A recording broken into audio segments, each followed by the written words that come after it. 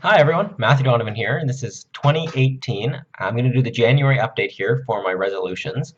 I just finished a 90-minute lesson in Spanish, and my initial goal was to do a video talking about that. It was a fantastic lesson. I had one last week as well, but this one here I had phenomenal progress. But I decided, I looked at the calendar, I said, you know what, it's the 1st of February.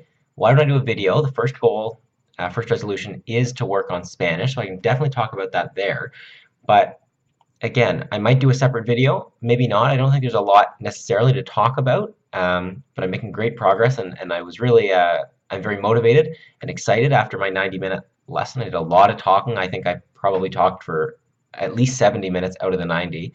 I didn't do a good lot of listening there. I am able, for the most part, to understand what I'm hearing, especially when it's used in a more basic sense. Obviously, I think podcasts or other things would be a different battle altogether. But it was a great lesson.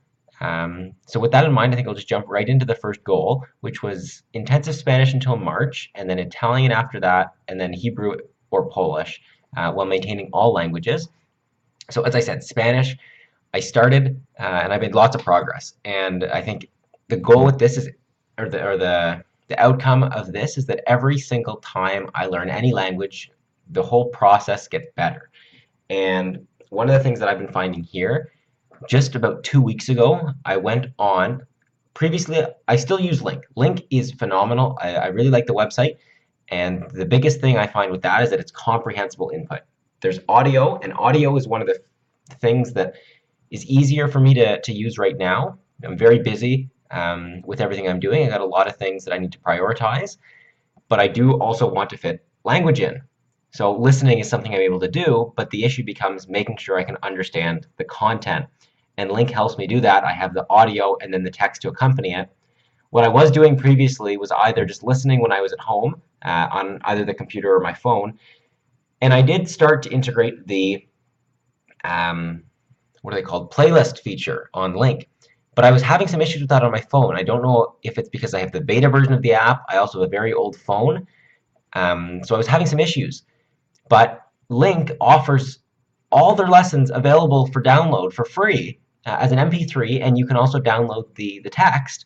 Obviously, Link does still have copyright there, I believe. I'm actually not sure about that. But again, they offer the MP3s available for download. So what I've been doing is I download the lessons, and I put them on my phone as podcasts. So I have the first 20 mini stories downloaded as podcasts on my phone, and I'm able to go through, listen to those. The other great thing, Link, when you listen either online or through the podcast, or through the playlist, sorry, would keep track of how many times you've listened to that lesson. But I can still do that on the podcast app. It tracks only whether or not a podcast has been played or not played. But the way I do it is when I'm about to drive to work or something, I'll start the podcast at, say, the first one, and then it'll play the second one, the third one, the fourth one. So then I can just simply keep track of how many I ended up listening to. And I'm able to do that to really record how much I'm listening. And then I can put that into Link. You can manually add. So I can keep track of the stats there. But again, I'm finding that very, very beneficial.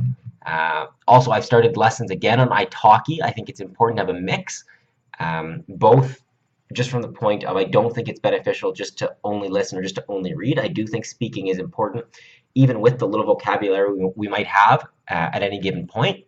But the other thing is it motivates me, right? I just, as I said, finished up a 90-minute lesson. I'm only doing 90-minute lessons right now just because of the cost, right? It was maybe $1 more to speak for an extra 30 minutes. So I said, I want to do that. Why not?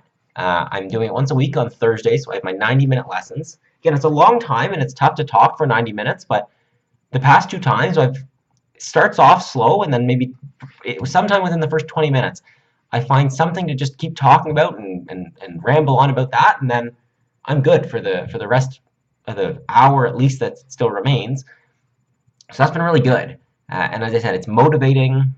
Everything is motivating. But I'm making progress. So today I had a 90-minute lesson. We just talked and talked, and I was talking about my journey, my life, my experience, my work, what I plan to do. When I'm in Spain for a week, that's the whole reason I'm learning Spanish is to go to Spain for a week for a case competition. It sort of ties in with one of my later goals to stay involved.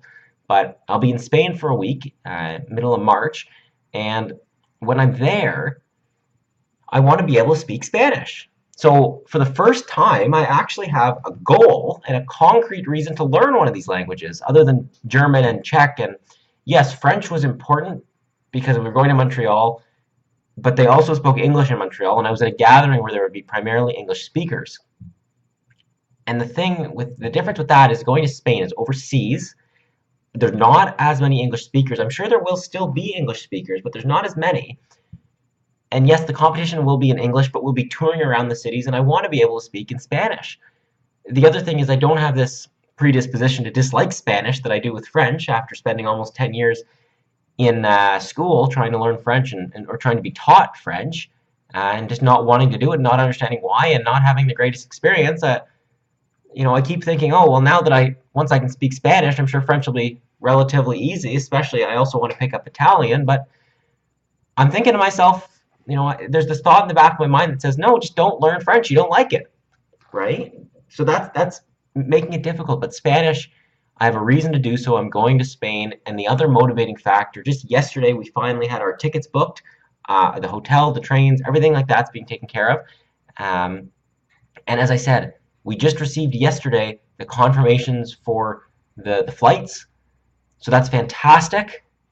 Very motivated. We have a direct flight there. But on the way back, we have a stop. We have two connecting flights. We'll make 2 stops on the way back. On the way there, as I said, we're flying direct.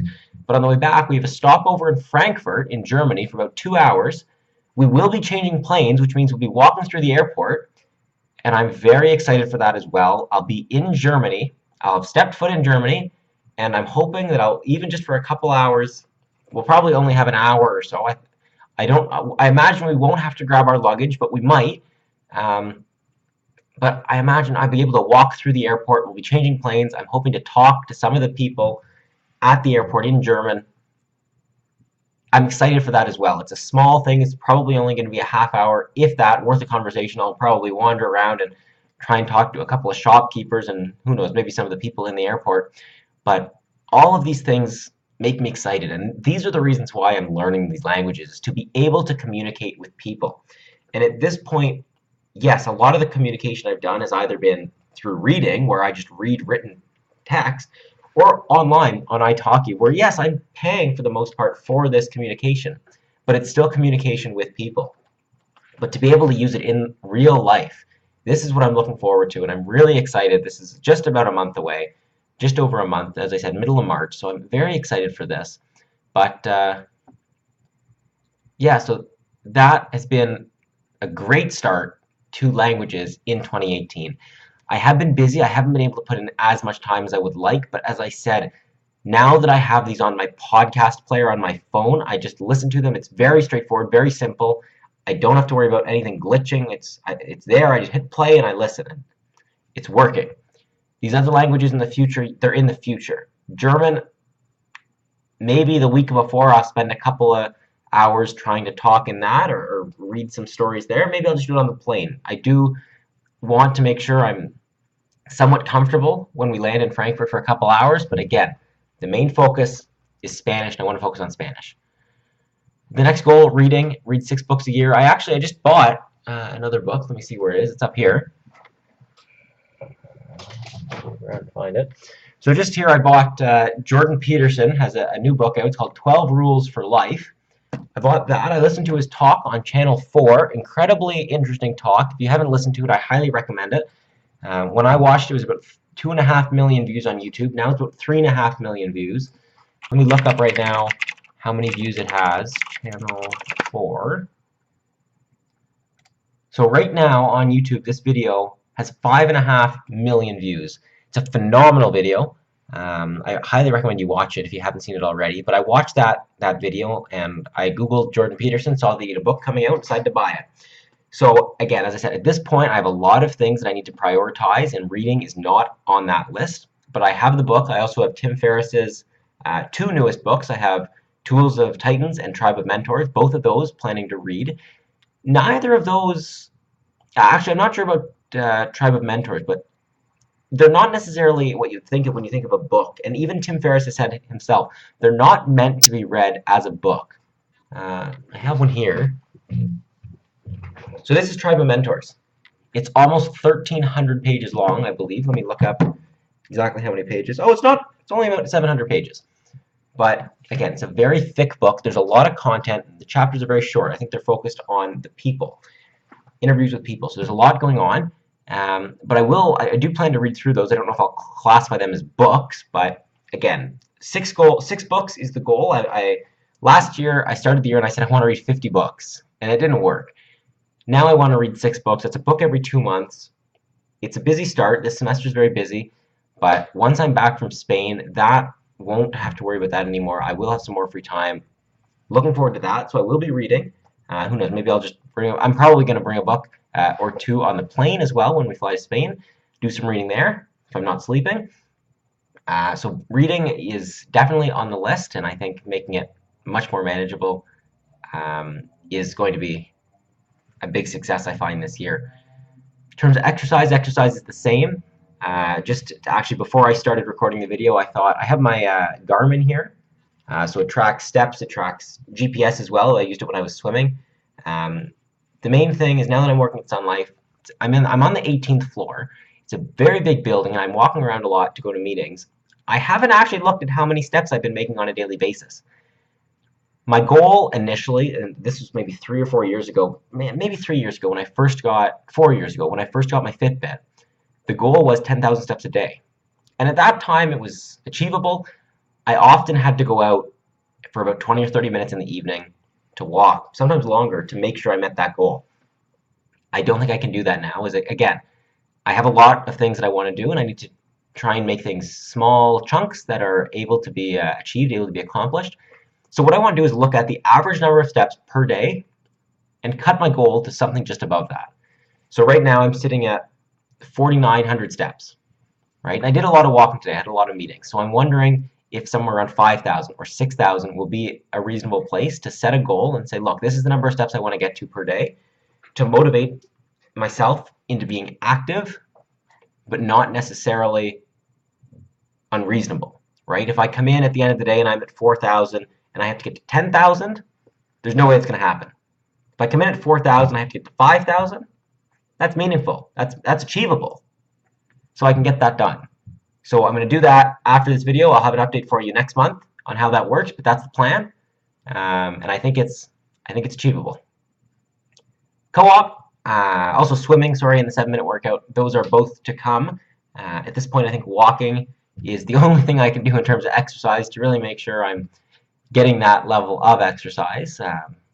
Again, it's been very busy. I've got a lot going on, a lot to manage, a lot to prioritize, I think is the best way to frame it. Being busy is a choice, but I've got a lot that I want to do, especially right now. And as a result, I'm sacrificing some of the free time that I might have to do things like swim or go running on the treadmill, but that will resume later. In terms of co-op, I've had a good first month. I've really enjoyed it. So I'm at Sun Life. It's very different from my last co-op where I was at Adnone. When I was at Adnone, it was a very small company, 20 employees, very big. It was open concept, so all 20 of us were out in the same open space, and then a couple of the owners had offices right behind us, but very open. Their doors were always open. We were talking all the time. It's very different at Sun Life. There's almost 150 people on my floor. As I said, I'm on the 18th floor. We have one of the bigger floors in the tower. There are floors probably down the first couple floors. Who knows? Might have 400 people on them, but about 150 people, I would say, on the floor I'm on. We all have our individual cubicles, and yes, I get to talk to the people who are maybe directly adjacent to me, but for the most part, that's pretty much it on a daily basis, other than obviously the people I encounter as I'm walking around or run into in meetings, but it definitely is slightly more siloed. I'll be moving next month locations. They're doing a reorganization of the floor, but for the most part, it's a lot of meetings and then individual work, whereas it's a different atmosphere, and I do appreciate it. I think it would definitely maybe get out of hand if you didn't have this difference. I don't know, right? This is only my first month really working in this big atmosphere, and I can definitely see how it works. It's different, I think. It's a shock, and it's different from what I was used to at Adnode, but not necessarily a bad thing. I'm in a lot of meetings. I do think some of the meeting could potentially be made shorter or have fewer people. But I think this is just a common theme that we see with meetings. I know Elon Musk is big on, or sorry, Elon Musk thinks meetings should be as short as possible and few people as possible. And Jeff Bezos of Amazon says 2 pizzas. If you can't feed the entire meeting occupants with, or the meeting attendees with 2 pizzas, you have too many people. So again, it's still early days and learning how these things are done. And I think at this point, like, I'm in a lot of these meetings just to learn and see what's going on and to provide context to me for other things I'm working on. So again, it's beneficial. I've been working on a lot of different projects. There's a lot going on, and I sort of help out where I can, and then work on something for a couple hours, and then finish it up, and then that's done with that, and I've got to work on something else. So there's a couple big projects that I'm working on, but it's a lot of also managing these smaller things and tasks that come up as they're needed and working through those. But I'm really hoping that with these bigger tasks that I'm working on, I'm able to try and challenge the status quo and say, why are we doing it this way? Let's do it this way. There's a big project I'm working on right now with some spreadsheets and online databases and lists on SharePoint. And I'm sort of thinking, what if we do it this way? How can we do it this way? Can this work over here? And I'm basically the lead person on this project, so I'm able to do this. Obviously, there's a lot to learn with these new systems, and also identifying what are people looking for at the end of the day. What does the software need to be able to do, or what does the tool need to be able to do? But again, I'm enjoying that, especially this big project that I'm, as I said, basically the point person on. So very excited for that. It's been keeping me busy, at least for the past week and a half. It's really been a big thing, and I'm looking forward to that going forward. I'll have another update next month. We're hoping potentially to have all the co-op students. We're hoping to get together and have some sort of event to get to know each other. We're all spread amongst the different floors, so we haven't really gotten a chance to talk to each other. But I've enjoyed it so far. It's been a very different experience, as I said, from Adnode, but not necessarily a bad one. So that's the update for this month for that, and I'll check back in next month and see where we are. And then the last thing is getting involved. So I'm very involved right now, and I have been very involved with a lot going on. The emergency response team, as a promotions executive, JDC is finished. I'll do a video on JDC, but basically, long story short, we went to Halifax for our competition, and it was canceled. So 10 minutes before we landed, we learned it was canceled. That's when they notified us. So we enjoyed the weekend in Halifax, but weren't able to compete. So all the more reason to be excited and looking forward to and training towards the competition in Spain. But JDC is sort of wrapped up, and now we've shifted gears into the Spain training. Business TAing, very similar to last year. Again, it's the same course. It's a different group of people and a different person teaching the course, but the concepts are the same, the marking's the same, the assignments are very similar. So it's a lot of work and time that has to go into that, but it's a great group of people, the same thing I found last year. So I'm very much enjoying that. And that's pretty much it. The emergency response team, again, it's busy. There's a lot going on, and I do need to figure out what I'm going to do next year in terms of prioritizing. Do I want to be back on the emergency response team? Do I want to jump down to maybe just a general member? What do I want to do? JDC, business TA, what do I want to get involved with? I enjoy all these things, so really looking to say, what, if anything, am I going to change? Or am I happy the way I am now? As I said, I don't necessarily have a ton of time to read and exercise, but maybe that's something that just needs to be put on hold again and say, look, it's not as important right now, I can do it later. I always say that there are 7 days in a week and some day is not one of them. I didn't make that up, but it is something I like to say. But at the end of the day, I think it's important to also realize the time constraints within some of these things. I can do some reading later on in the future, but I can't necessarily be back involved. I'm just trying to see here, fix the focus. So I can be a business TA for the next couple years, but I can't after that. Whereas reading is something I can put on hold and just figure out in the future and get back and start reading again later. I do obviously read a lot online, and it's not a matter of not reading books. I won't be reading at all. But anyways, that's the update. I just wanted to film a quick video here, probably a little longer than I was expecting, but it was all motivated It was all based on my new motivation for Spanish. Every couple of days, it seems something happens and I'm motivated again. Either a great lesson like I had today, tickets being finally booked, being able to get the podcasts on my phone. All these things are just great. I'm very excited. But as I said, January was very busy.